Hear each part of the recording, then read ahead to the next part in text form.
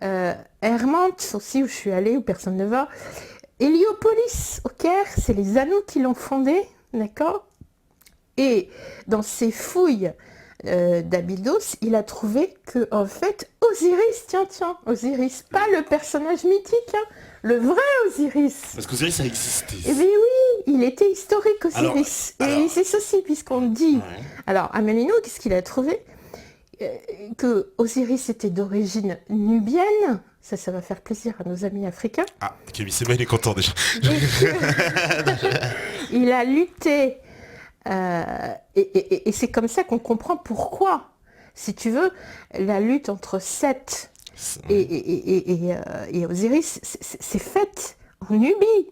Tu vois, dans les textes, c'est en Nubie. Mais pourquoi c'est en Nubie si... Là, on comprend. Nubie qui correspondrait Au bien Soudan, au Soudan actuel. Hein, voilà, ouais. au Soudan. Donc au sud de l'Égypte en fait. Et alors, dans le chapitre 15, là, c'est plus le 64, du fameux livre des morts, qui n'est pas le livre des morts, mais le livre du sortir du jour, tu as une phrase qui dit « Ô toi, Dieu, à nous, dans la terre montagneuse d'Anthem, ô grand Dieu Osiris ». C'est Osiris qui s'appelait Anou. On dit que Osiris était un Anou, d'accord, du peuple Anou.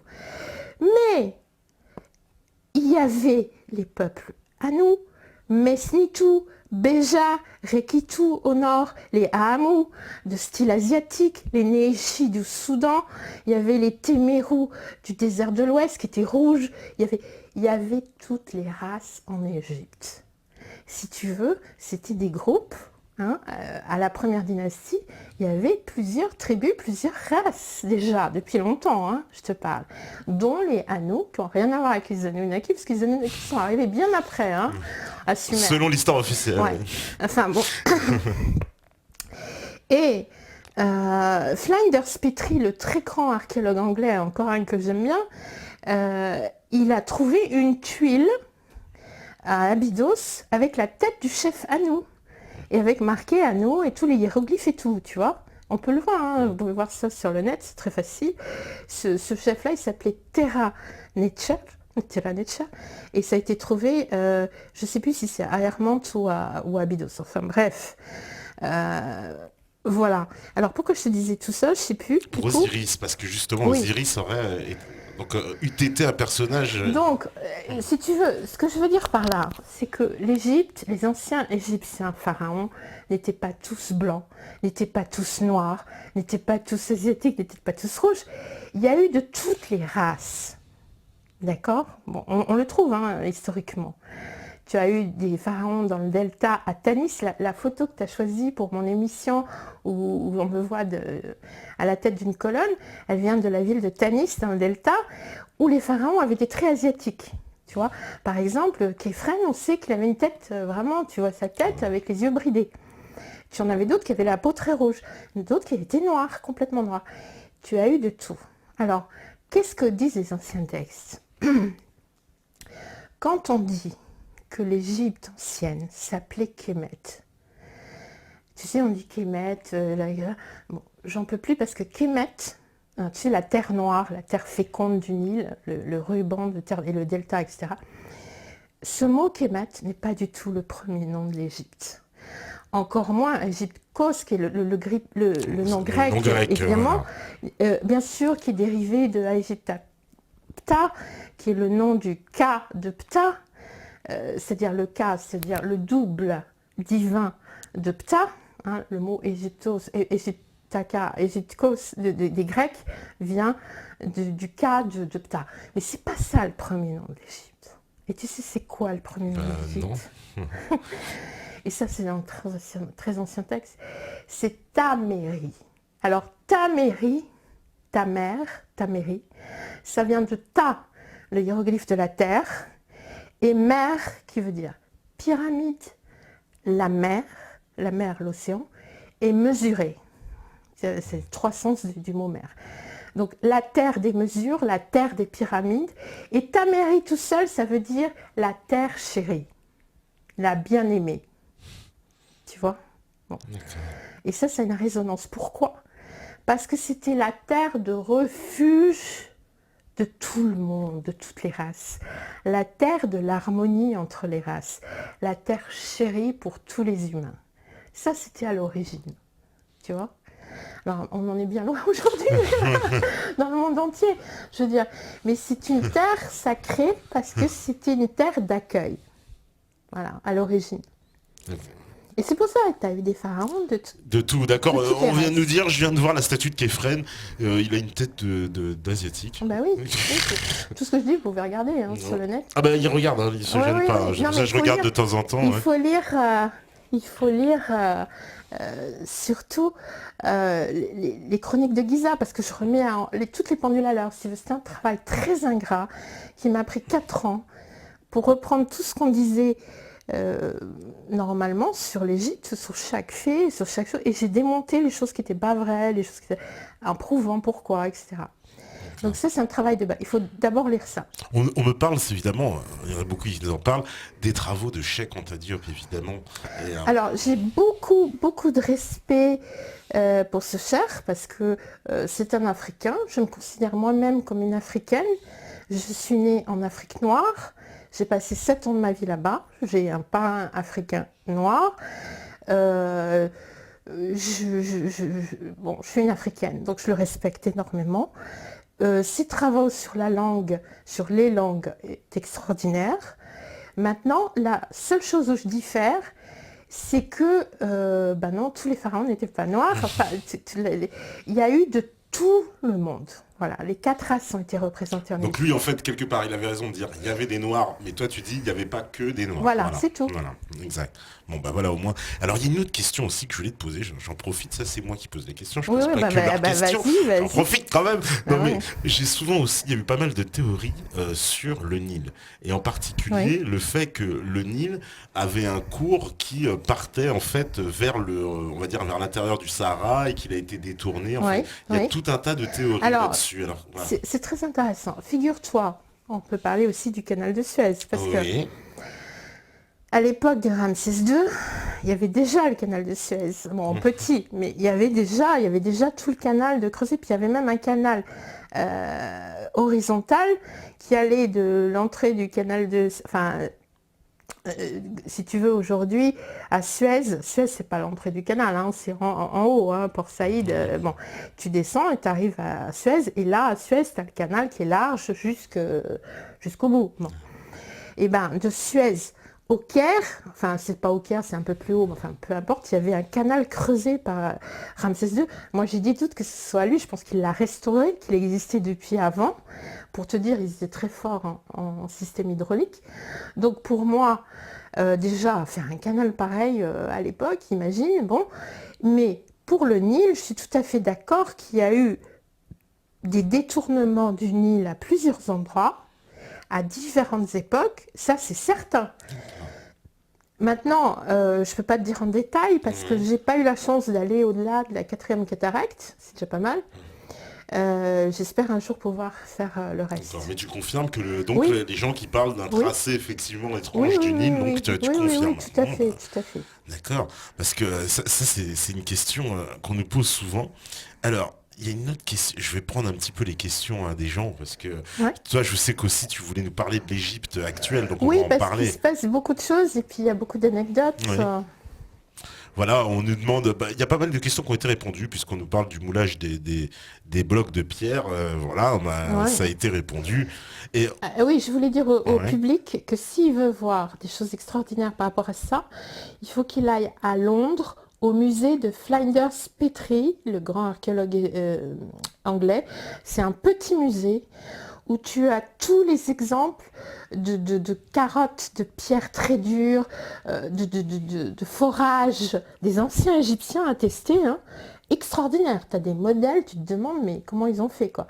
Et ils montrent tout. C'est extraordinaire. Ils avaient quoi? Ils avaient la maîtrise de l'électricité, on peut dire ça, non? Ça, je peux pas te dire. On peut pas dire. Ça, mais ils avaient une énergie quand même, ils avaient forcément une énergie. L'énergie de l'eau, du vent, de l'air. Et du soleil. Et du soleil.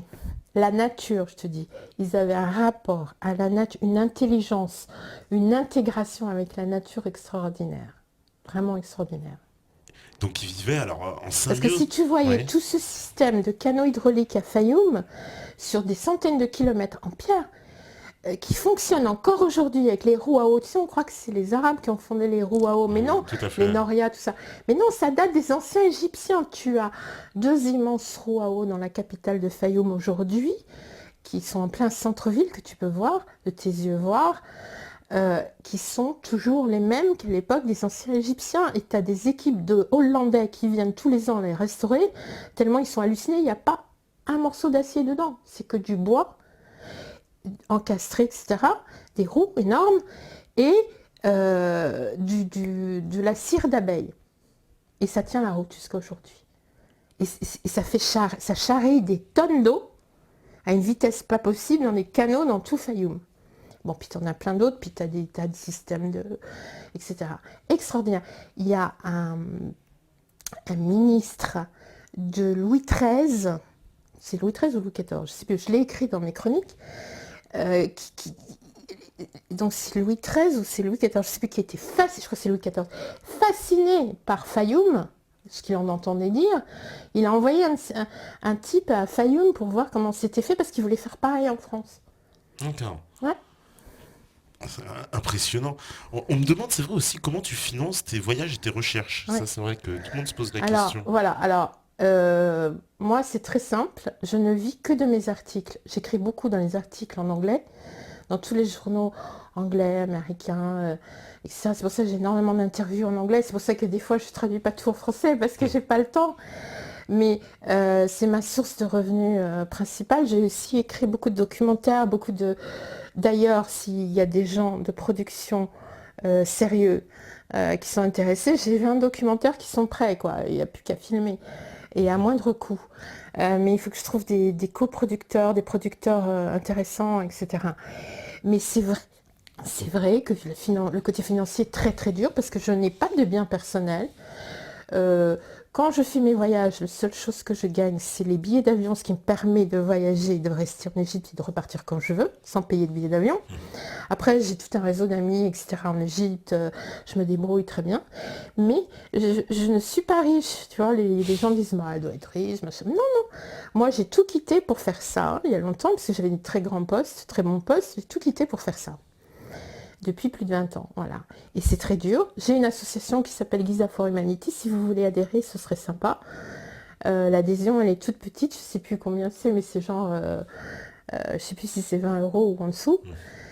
Et voilà, parce qu'il y a énormément de travail à faire. Alors, aussi, autre question... on me dit, est-ce que il est vrai que les pyramides sont alignées sur la constellation d'Orion? Ça aussi, on entend souvent qu'on nous dit on peut prendre le plateau de Gizeh et le superposer avec Orion. Bon, ça c'est tout le travail de Beauval, mais en fait qui a déjà été dit au XVIIIe siècle par d'autres. Enfin bon, tu sais, par exemple, tu as des livres extraordinaires sur le fait qu'en Corse, tous les villages sont alignés sur des constellations. C'était une pratique courante dans l'Antiquité. On construisait pas un village comme ça au pif ou au bord d'une rivière. On construisait en dessous d'une constellation importante pour comme ça, quand on cherche où est le village dans la nuit, on cherche la constellation et on sait où il est, tu vois. Ça se faisait au Pérou, ça se faisait partout dans le monde. Ça, c'est un truc pour moi, bateau. Tu vois, bon. Maintenant, est-ce que c'est vraiment aligné sur Orion, etc. C'est vrai qu'Orion est tout dessus, mais pas exactement, parfaitement. J'en ai parlé aussi dans les chroniques. Il y a des degrés de différence, si tu veux. Donc, de toute façon, en plus, bon, le ciel a changé depuis le temps, etc. Mais c'est sûr que Orion a une grande importance, ça c'est certain. Mais peut-être que les Pléiades sont plus importantes, par exemple avec la 7e étoile qui n'est pas visible aujourd'hui, qui passe son temps à revenir, etc. Enfin bon, il y a plein de choses. Et est-ce que aussi, alors toi tu fais le lien entre les constructions en fait qu'on observe en Égypte et d'autres constructions aussi dans le monde, c'est-à-dire particulièrement en Amérique du Sud aussi où il y a des pyramides, mais visiblement des pyramides on en retrouve de plus en plus partout sur la planète. Oui, alors je vais te dire une chose, on ne peut pas faire le lien entre les pyramides d'Amérique centrale et les pyramides égyptiennes. Pourquoi? Parce que les pyramides mayas aztèques sont extrêmement récentes par rapport aux pyramides égyptiennes. déjà. Donc il y a un écart de temps énorme. Donc tu peux pas dire que c'est la même idée à la même époque, ça c'est pas possible. Par contre, que la forme pyramide existe partout dans le monde, c'est logique parce que c'est un escalier ou alors c'est la meilleure chose pour faire un observatoire astronomique. Parce que les pyramides ont été aussi, je parle en Égypte, des observatoires astronomiques. C'est attesté aussi dans les textes. Ça ne servait pas qu'à une chose. Ça, par exemple, ça n'a pas servi que de protection pour des entrées souterraines, ça n'a pas servi que d'observatoire astronomique. Tu as même des pyramides qui sont des pyramides à eau. Par exemple, celle de Hawara, tu rentres aujourd'hui, elle est pleine d'eau. Tu fais des recherches, tu trouves que dans les textes de Flinders Petrie, quand il est allé, il n'y avait pas d'eau. Il a décrit toute la chambre intérieure, il a fait tous les dessins, c'est extraordinaire d'ailleurs. D'ailleurs, il y a des systèmes secrets bien mieux que dans Indiana Jones. Hein. Tu as des poches d'air qui sont installées au-dessus des linteaux pour que si jamais quelqu'un creuse par-dessus, tout s'écroule là parce que la poche d'air fait sortir l'eau qui arrive par un autre côté. Tu as des poches de sable, des doublures de murs. Tu as une chambre, un bloc qui fait une chambre, et derrière, t'as d'autres, comme les boîtes russes, si tu veux, et dedans, tu as du sable, et quand tu bouges une seule pierre, tu as tout le sable qui se met à couler dans la pièce pour protéger. Enfin bon, tu as des systèmes de dingue, et à Hawara, tu as ça. Bon, seulement, Flinders Petrie décrit tout ça très bien. Mais aujourd'hui, tu peux pas entrer, il y a de l'eau. Alors, les gens ont dit, ouais, c'est la nappe phréatique qui monte, enfin, blablabla, etc. Et moi, je trouve, dans les anciens textes, qu'en fait, Flinders Petrie, après qu'il soit parti, comme ça a fait beaucoup de bruit, sa découverte, et ben, il y a des voleurs qui sont arrivés, parce qu'ils cherchent toujours l'or. Comme il y avait une chambre mortuaire et tout ça, ils se sont dit, enfin, mortuaire, il y avait en tout cas des objets en or. Ils sont arrivés, les voleurs, ils sont entrés, ils ont cherché partout de l'or, ils n'en ont pas trouvé, parce qu'on avait déjà dégagé des choses. Bon. Mais ils ont bougé une pierre, et à ce moment-là, ils ont été ensevelis par de l'eau. Bon, c'est ce que racontent les gens du village. C'était écrit par les Anglais dans les textes.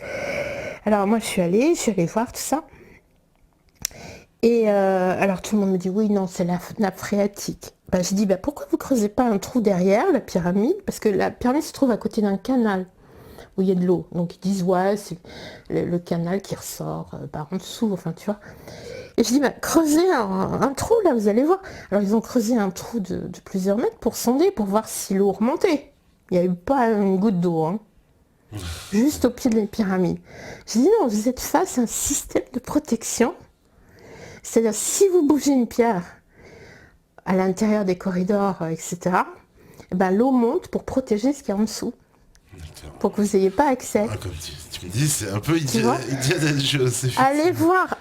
Oui, mais Indiana Jones, c'est pas inspiré de nulle part. Je sais bien. Allez voir dans les encyclopédies là, que je citerai pas, qui sont excellentes sur le net,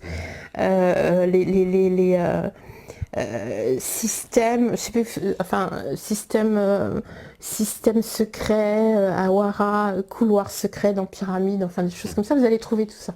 Alors juste avant la deuxième pause, tu voulais nous parler un peu aussi de l'Égypte actuelle, parce que l'Égypte actuelle, alors, il se passe beaucoup de choses, elle a été sous les feux de l'actualité. Je voudrais d'abord parler des bonnes choses, parce que j'en ai marre qu'on ne parle que de marre.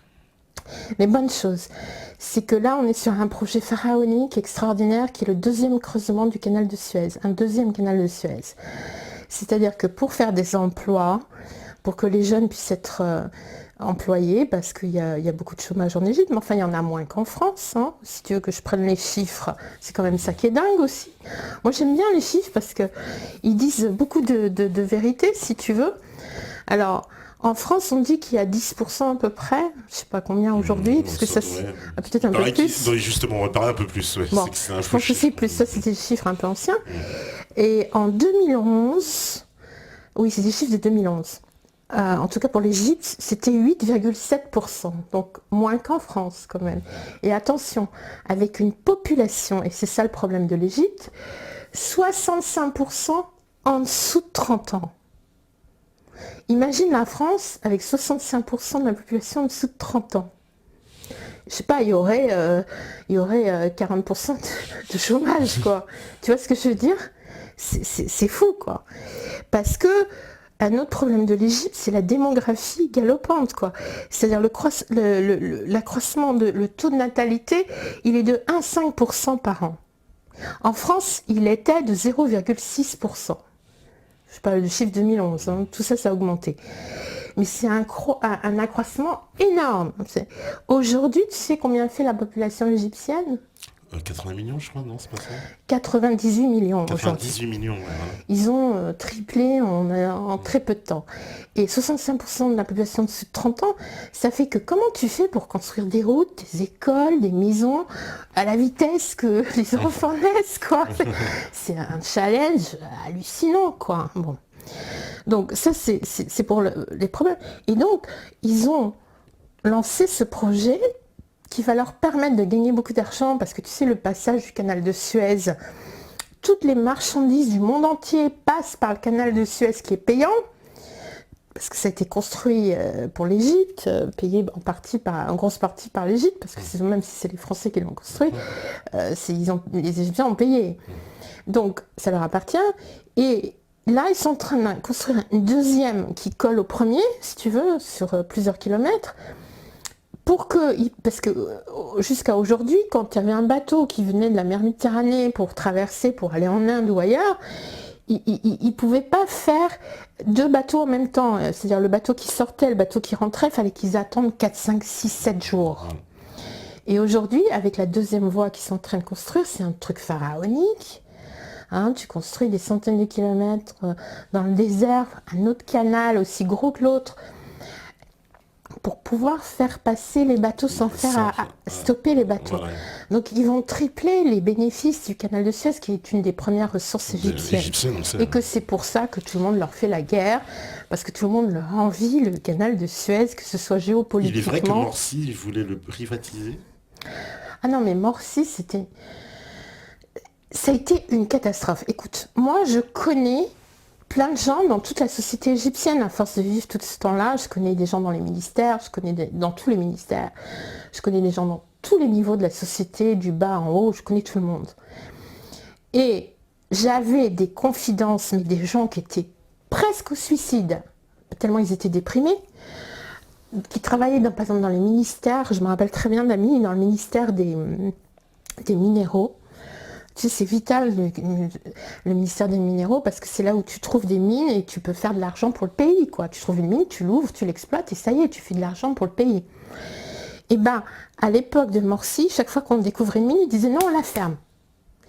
Et tout était comme ça. Tous les projets positifs qui pouvaient exister, ils disaient non, stop.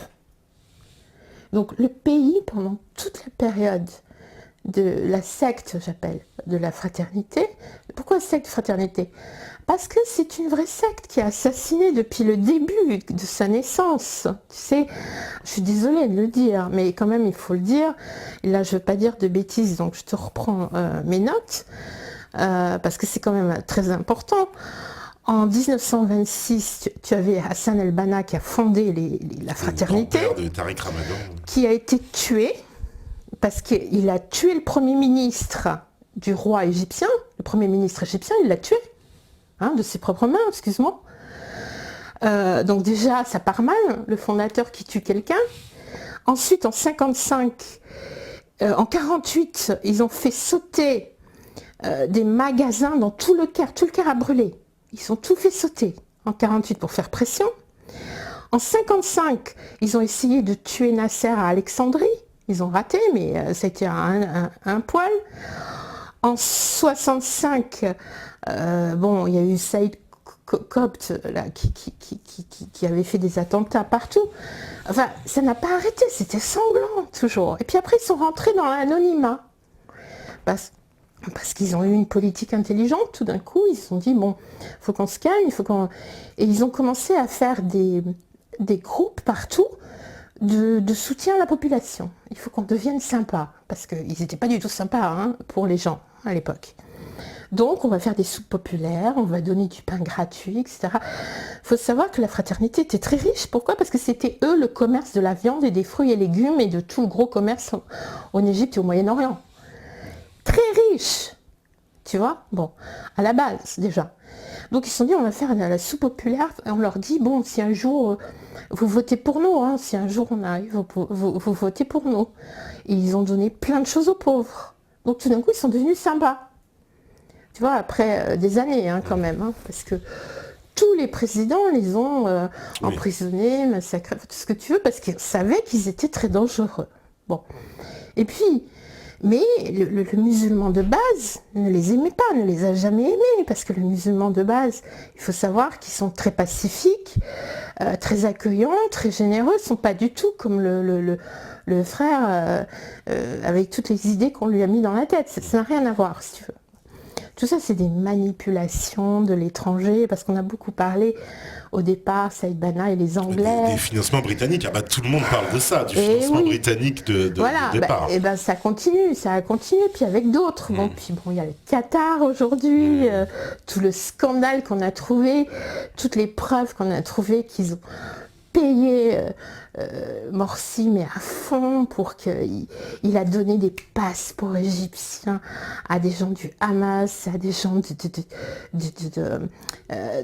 Qatar pour faire des trucs en Égypte, enfin des trucs, on n'a jamais vu ça, quoi. Il a vendu son pays, Morsi. Et tout ça a été découvert dans les journaux égyptiens, ça sortait, hein. Il n'y a qu'en Europe on n'en parle pas, enfin en Occident. Bon. Et alors, si tu veux... le truc le plus incroyable, c'est que moi j'ai assisté au premier jour de la Révolution, tu vois. Bon, j'étais là. Pourquoi j'étais là? J'étais là parce que... En plus, figure-toi que j'avais à l'époque un appartement en place Tahrir. Enfin, je l'ai toujours, mais bon, j'avais un appartement que je loue. En pleine place. Il se trouvait que j'étais là, à Tahrir, le pire endroit où il fallait être. Et si tu veux, donc là on parle de 2011, hein, la première révolution contre Moubarak. Bon, Moubarak, moi j'ai rien à dire. Dans les dernières années, c'était une catastrophe. C'est vrai qu'il n'a pas écouté les jeunes, qu'il n'a pas écouté, et surtout son entourage qui était pourri. Enfin très, je veux dire, donc la colère montait, ça je comprends complètement.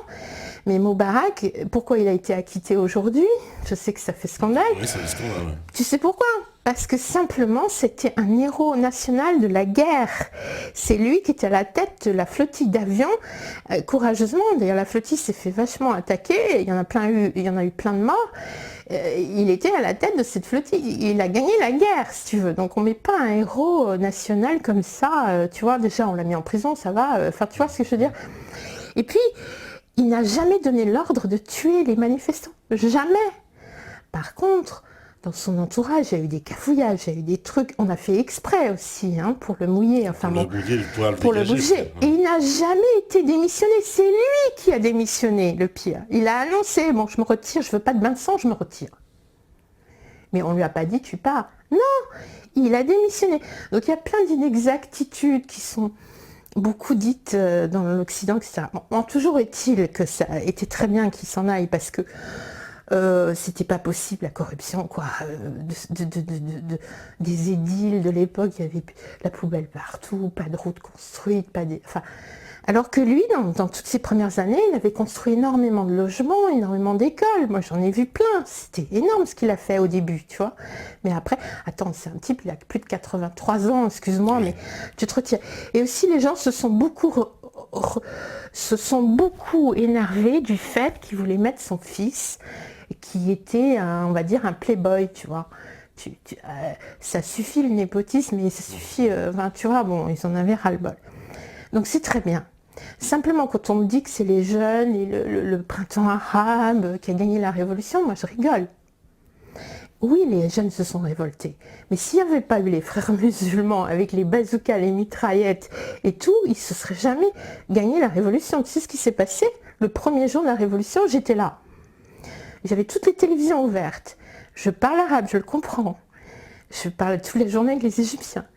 Et j'ai vu ce qui s'est passé par mes fenêtres et à la télévision. Ils ont pris d'assaut toutes les prisons de haute sécurité où des frères musulmans étaient emprisonnés, dont M. Morsi, avec tous ses ministres d'après. Ils étaient tous en tôle, figure-toi, pour des faits graves, pas pour simplement pour leurs idées. Non, pour des faits très graves. Ils étaient tous en tôle, de haute sécurité. Il y a eu, je ne sais pas combien, une dizaine de prisons de haute sécurité qui ont été attaquées. Et tu voyais les photos à la télévision, il y avait de quoi avoir peur. Les prisons étaient éventrées. Ils ont tué tout le monde, même les prisonniers. Ils ont pris que les frères musulmans, ils les ont extraits. Et après, ils leur ont donné des bazookas, des mitraillettes, tout ce que tu veux. Ils les ont armés jusqu'aux dents, ramenés au Caire et fait la guerre. Et ils ont fait gagner les jeunes. C'est comme ça que s'est passée la première révolution. Ils ont annexé la révolution des jeunes et moins jeunes. Ils ont annexé et après ils se sont dit oui, c'est nous qui avons les fusils, machin, c'est bien. Donc on va... Parce que après on s'est retrouvé dans une élection, si je ne m'abuse, où il y avait un frère musulman Morsi et l'autre en face c'était un ancien classique du régime que personne ne voulait. Donc personne ne voulait, bien sûr, qui n'était pas quelqu'un de mauvais du tout. Attention, les élections étaient frauduleuses aussi, parce que Monsieur Morsi... mais ça va sortir bientôt, parce que c'est sorti à l'époque, donc ça va sortir, parce qu'ils sont en train de tout sortir en ce moment petit à petit, mais il y en a tellement, que figure-toi que dans les campagnes, les frères musulmans empêchaient des gens de sortir des villages pour aller voter. Tu sais, dans les campagnes perdues, c'est pas difficile, hein. Tu bloques les routes, tu menaces, et les pauvres gens, ils ne pouvaient pas aller au poste de vote, qui était loin, tu vois, parce qu'on leur bloquait la route. Donc il y a eu beaucoup de trucs comme ça, hein, énormément. Bon. Et l'élection d'ailleurs a été à très peu de votes pour Morsi, c'était tout juste. Bon. Parce que déjà les gens commençaient à voir que c'était pas normal. Parce qu'à la télé, ils voyaient les frères musulmans avec les armes, les prisons défoncées, ils voyaient tout ça, si tu veux, surtout les gens du Caire. Évidemment la campagne c'est autre chose, mais les gens du Caire ils disaient mon Dieu. Et puis ils voyaient aussi des descentes de frères musulmans avec des uniformes de la police qu'ils avaient piqués, faire des kidnappings chez les gens riches du Caire. Moi, j'ai des amis qui ont été kidnappés à l'époque, qui ont été attaqués au petit matin par des types qui se faisaient passer pour la police, venaient avec nous, etc. Et qui ont été kidnappés, et après on leur demandait de l'argent. Et encore aujourd'hui, ça existe d'ailleurs. Parce qu'aujourd'hui, ils n'ont plus d'argent, parce qu'on leur a coupé tous les fonds, parce qu'ils étaient payés via des fondations, pendant toutes ces années, ils avaient fait des tas d'organisations, des tas de machins caritatifs, qui étaient complètement financés par l'étranger. Donc là, ils ont tout coupé, donc ils n'ont plus de financement, donc il n'y a plus que le kidnapping, si tu veux, pour gagner du fric. Alors il y a encore des kidnappings en Égypte, malheureusement. Ils kidnappent beaucoup les gens, les enfants, les gens riches, etc. D'accord. Et donc, une fois, et Morsi, donc ensuite, il y a une deuxième révolution, c'est ça, et les gens sont redescendus dans la rue. Pendant les années, là, les années de Morsi, c'était terrible. Les gens voyaient que la situation... Parce qu'il y en a plein qui, de très bonne foi, ont voté pour Morsi, parce qu'ils se sont dit, bon, ok, c'est un frère musulman, mais enfin, il est musulman, et il fait du bien, il donne du pain aux pauvres. Enfin, tu vois, il y a tout le truc, là, où les gens se sont fait avoir. Mais au bout de 2 ans, le peuple n'est pas bête. Quand ils ont vu toutes les catastrophes qui s'engendraient jour après jour, et surtout une répression épouvantable, parce que quand des jeunes se sont révoltés contre Morsi à la fin de la 2e année, etc., c'est qu'ils ont été torturés, c'est qu'il y a eu plusieurs manifestations du peuple devant le palais présidentiel où il y avait Morsi, et il y a une fois, ils étaient des millions, ils étaient 3 millions. Les Égyptiens. Hein. C'était avant les 20 ou 40 millions, on dit, on ne sait pas. En fait. Enfin, moi, il y en avait énormément, c'était hallucinant. Mais ils étaient 3 millions le jour où la présidence a ouvert les portes, pris des jeunes et des gens, et les ont torturés à mort. Et malheureusement pour eux, dans le lot des gens qu'ils ont pris pour torturer, il y avait un ambassadeur d'Égypte au Pérou. Figure-toi, le pauvre type, il se trouvait là. Il a été embarqué avec les autres et ils l'ont torturé à mort. Il a eu beau dire, mais attendez, je suis ambassadeur. Il a été torturé à mort. Il y a toutes les photos sur le net. Et donc, évidemment, il a porté plainte. Il s'en est sorti, on ne sait pas comment, parce qu'il était complètement défiguré. Plus tous les autres. Il y avait des jeunes aussi qui se sont fait torturer. Il y en a même qui sont morts, etc. Donc, tout ça, c'est des procès qui sont en cours. Hein, là. Il y en a 50 ou 60 de procès contre Morsi et ses sbires et tout ça. Il y en a plein. Morsi, c'était une marionnette, tu vois, de l'étranger. C'était un simple ingénieur mécanique. Il n'avait aucune capacité spéciale, tu vois. Bon. On l'a pris pour le mettre là. Ouais, voilà. Il a vécu les 3/4 de sa vie aux États-Unis. Sa femme est américaine, ses enfants américains, etc. Bon, bah, on voit d'où ça vient. Bon, mais il n'y a pas que ça, il y a le Qatar, il y a d'autres choses. Il y a toute une coalition de choses. Bon. Donc le peuple s'est révolté. Et puis à la fin, il y avait comme ministre qui dirigeait l'armée, Sisi. Le général Sisi. Voilà. Qui lui est un musulman classique, normal, pacifique, mais qui voyait la décadence terrifiante de ces gens-là. Et qui en plus, comme il avait dirigé les services secrets, n'était pas con.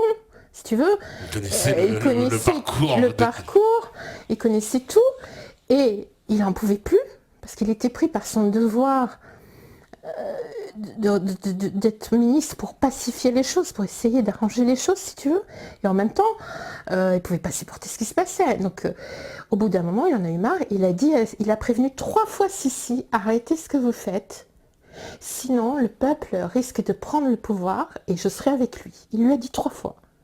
Le type, il s'en est foutu, il a continué. Et bien la 3e fois, c'est le peuple qui a décidé, tu vois. Là, c'était une vraie révolution. Et c'était pas un coup, hein. C'était le peuple courageusement, avec les femmes, avec les enfants. Il faut que tu vois les vidéos de l'époque, c'est hallucinant. Tu vois, une révolution en général, on se prépare, quoi. On s'habille pour se battre, tu vois. Non, c'était les enfants, les femmes, les maris, les familles entières. Ils n'en pouvaient plus. Ils sont sortis par millions dans les rues. Ils ont dit, c'est fini, on n'en veut plus. Et là, quand il y a eu la preuve des plus de 20 millions, il y avait, selon Google, qui a ses caméras partout, satellite et campagne, c'est 40 millions. Je sais pas. C'est quasiment la moitié du pays qui est dehors, quoi. Oui, voilà. Mais tout le monde, mais tout le monde. Et puis c'était pas la première fois, puisque je te dis, il y avait des manifs de 3 millions, 4 millions, 5 millions. Sûr, énorme. Mais ils s'en foutaient, lui, continuait. Bon. Et donc, la 3e fois, le peuple demandait à Sisi de faire quelque chose tout le temps. Et là, il a dit, bon, c'est fini, ça suffit, là, il y a eu le maximum de gens. On enferme Sisi, quoi, c'est plus possible. Il veut pas se démissionner, alors que ça fait 4 fois, 3 fois, 5 fois que le peuple lui demande de partir. Ça suffit, tu vois. Et heureusement, parce que moi, pendant ces années des frères musulmans, j'ai vu des choses terribles, tu vois, que j'avais jamais vues en Égypte. J'ai vu qu'ils construisaient des espèces de tours aux 4 coins du Caire. C'est des tours où tu peux mettre des armes pour tirer au loin, tu vois ce que je veux dire? Une espèce de tour de guet. Ça se voyait, c'était tourné vers la ville, c'était contre la ville. Des choses, j'ai vu, mais hallucinantes, tu vois. Un jour, ils ont fait le siège de la haute cour de justice. Alors ça, c'était des salafistes, mais enfin, il y avait pas que les salafistes, il y avait aussi des frères musulmans. Et ils ont fait le siège des juges à la haute cour de justice parce qu'ils voulaient absolument qu'ils votent certaines lois iniques, tu vois, contre la liberté des gens, etc.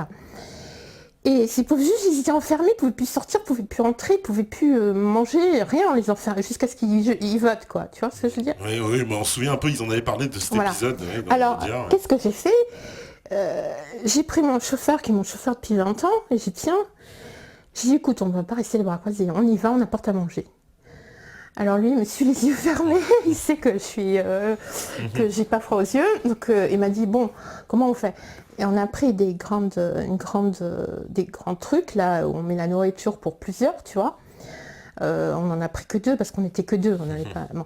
Mais énorme, il y a, je sais pas, 30 repas dedans, tu vois. Bon. Et on est arrivé, on était dans un minibus blanc, tu vois. Alors moi, j'ai jamais porté le voile, hein, toujours comme ça. Hein. Bon. Je suis très pudique, parce que je sais que les musulmans le sont, je le respecte. J'ai toujours porté des manches plus ou moins et toujours couvertes, tu vois, parce que j'estime que il faut respecter leur façon d'être.